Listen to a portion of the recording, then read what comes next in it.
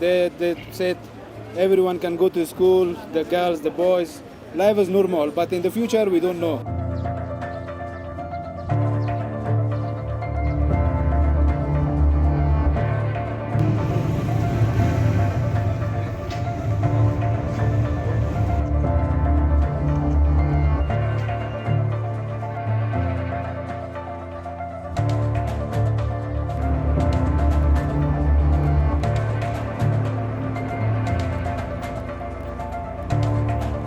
I'm not afraid of them. We are not the people who will, go back to the dark era.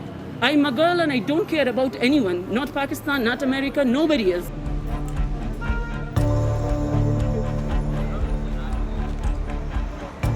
چند سال که جنگ از بدبختی از غیر از بدبختی ما دیگه چیزی نمی‌دید و امیدی از این هستیم که یک سال دیگه بیا جنگ گم شود و برادرشی بند شود.